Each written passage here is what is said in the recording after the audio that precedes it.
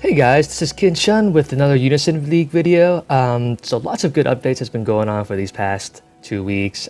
We've got the new level cap raise, new advanced classes, which is really exciting, really been anticipated for the past month now. And there's just not enough time to go over all these updates. You should be leveling right now, of course. I'm almost level 90, but you know, I'm not quite there yet. I'm finally 85, so that's good. I'm going to make another video regarding the level cap raises and the new scrolled insight for cost reset, so stay tuned for that. But as far as today's video is concerned, I want to kind of dab into the new advanced classes that came out. As each of you probably all know already, each of the 5 basic classes got a advanced class stage and a 4th ring of abilities. So what does that mean? It means we have more active abilities, more passives, and more more capability of these advanced classes to shine, while using the other abilities of the other classes as well. So what does that mean? Well, first of all, this video I'm going to dedicate to just briefly talk about the advanced class of the soldier, because that's the first advanced class ring that I was able to unlock, having already mastered the soldier class. So first of all, let's go over all the abilities of the general, which is the advanced class of the soldier. Divine Smash. This is a upgrade to the Smash ability of the soldier. And what does Smash do in the past 3 class rings? Well, it does attack, and it promotes threat to your character, so the monsters that you've attacked will attack you more. Well, this new tier of Smash, Divine Smash, adds an additional effect onto the already devastating attack of Smash. So this attack upgrades the ability power by 10, damages one enemy that uses the attack and defense stats. And that's really important because soldier, the point of a soldier is to upgrade their physical defense and physical attack at the same time. More so defense if you're a tank, if you aim to be a tank, but also the attack as well if you aim to do damage while tanking others at the same time. And what makes a skill really good is the added effect of 30% chance to blind a target for 40 seconds. So you're doing a crap load more damage because it factors into the physical defense now, and you're also able to blind the target you're attacking for 40 seconds.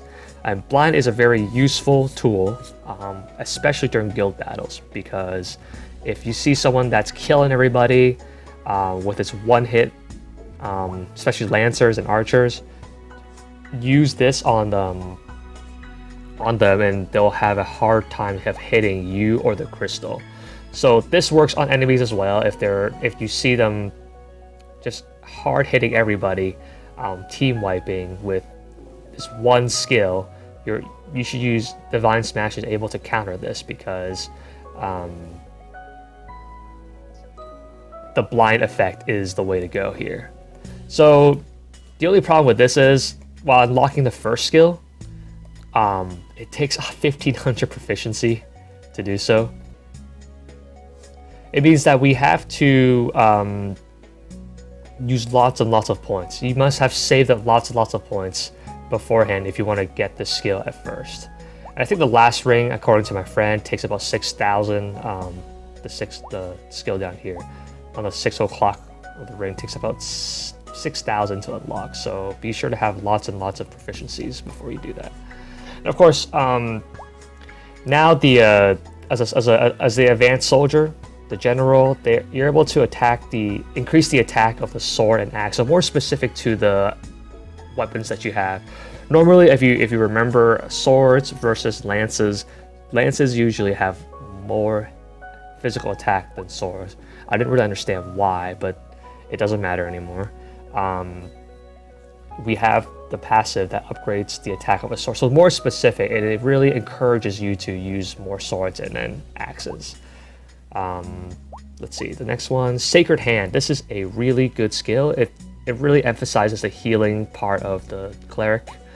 And what happens here is you're able to heal the HP of your adjacent allies, and it really takes into the account of your physical attack, is what I hear.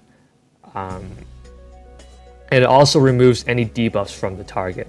So that's like a physical version of the cleric's heal. Now correct me if I'm wrong here, but I think this ability power takes into account the physical attack instead of the magical attack where that the cleric has. So very good support skill. Attack up. So this doesn't really factor into whether you use a sword or axe, which is really good. Sorry, that was the attack up. Slash up. More attack, sword, and axe specific passives up by 5%, so it's really encouraging you to use more axes and swords. Vanquish, this attack is does 130 ability power and hits one enemy with physical damage. So it does a decent amount of damage compared to other skills, and the whole point of this is to combine the clash sword ability of the soldier. What it does in the past, it decreases the attack by 10% whenever you use the sword clash right after. And if you use that skill right after divine, use a smash skill, you're able to decrease the damage, physical damage by 20% or something. But Vanquish is like a combination of that, and you're able to decrease the magical attack of the enemy. So it's kind of physical and magical. Doesn't really have, it does have a combo. So use it after a Divine Smash combo. It's like the other tiers of Sword Clash. It increases the damage by 10 ability point, and it increases the attack reduction by 20%. So this is really good. The only problem is the cost is increased by 1. Actually, no, I think it's increased by 2 compared to the third tier Clash skill. So really want to watch your costs when using the skill, of course. Let's keep moving on. That's Vanquish. So, of course, being a soldier, you want to recognize that defense is always important. So this increases defense by 7. It's also a shared trait, so you're able to learn the skill right here. It will spread, you will have it permanently whether you are a soldier or not. So going around, Dual Sword is a fantastic ability that the soldier has. Does 120 ability power, attacks 2 times taking into account of the attack and defense, so you're really getting a 240 ability power from this. And this is awesome because it takes into account of attack and defense. Like I said, for Divine Smash, that really helps if you're a soldier, if you're upping defense at the same time. Target monsters also target you more often, so this is like another really upgraded version of Divine Smash. Of course, the only problem with this is it costs 18, so really watch out for this. It does even more damage than Lancer's Knight's Blitz. Anti-archer, of course, we don't like archers as soldiers, so everything is increased by 20 ability point when you learn the skill. Armor up, more armor by 12%. That's actually very decent. 12% is a lot. If you take into account of the 3 different class rings that you have as a soldier, the amount of defense you get as a shared trait is only 10%. And here, you're getting 12% right off the bat, so that's really good. Charisma, this is probably one of the best skills. It's like an upgraded form of Cheer. Fills allies units engaged by 5, so that's what Cheer does, except this costs 5 at 5 cost. Cast a 20-second buff that has 10% to nullify damage taken. So what does that mean?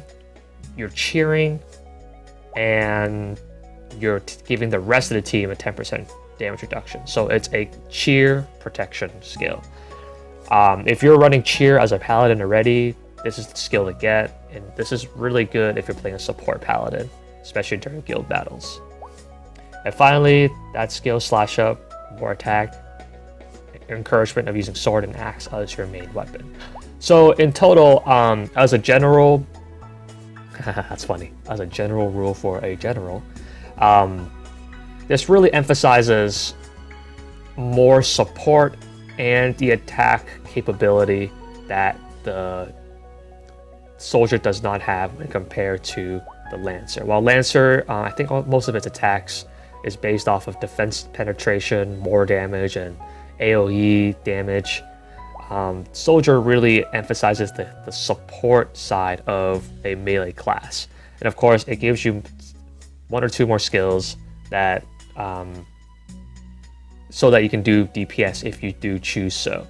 The subtraits of a general includes that of a cleric and a ranger, both of which you need the tier 2 class ring completed before you can actually be a general.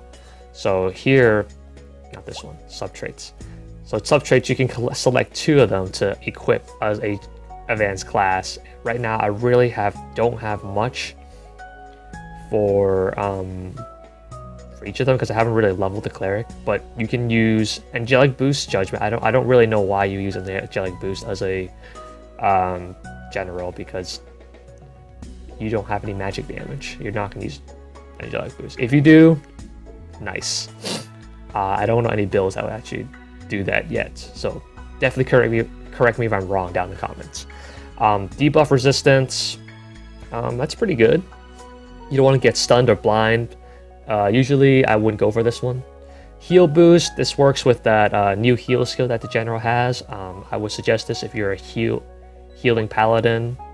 This really works. Hat up, increase magic defense. So what the general really is lacking is magic defense, and this really will address that discrepancy when you're a general.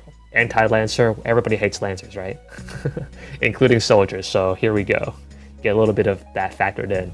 Poison boost, some people run poison paladin from the hunter's skill line. I haven't really personally tried that, but I think it would be something I would address in the class mix series. If you guys want, I can definitely do a video on that. And then of course I got dress up for both the hunter and the cleric, which increases both magical defense and physical defense, respectively. So that's my guide on the general. I hope this really helps. So remember, as a final rule, the general really addresses the DPS that the soldier was lacking, more support skills in terms of cheer, protection skill, and a physical damage based heal, and it addresses more attack passives that's based off of the use of swords and axes. So it's everything that a soldier really wanted to be. So that's it. Do you have any comments? Please let me know which advanced class guide you want to see next. I know I've said I wanted to do the mage guide for a long time. I finally completed the ring, but I still don't have enough equipment or play the mage long enough for me to give you a guide on the mage. So I haven't really done that yet. I will get around to that, especially when I have enough equipment. So thanks again. Please comment, subscribe if you liked the video. If you enjoyed the video, please like, and please stay tuned for more. Thank you guys for all your support so far, and I'll see you guys later.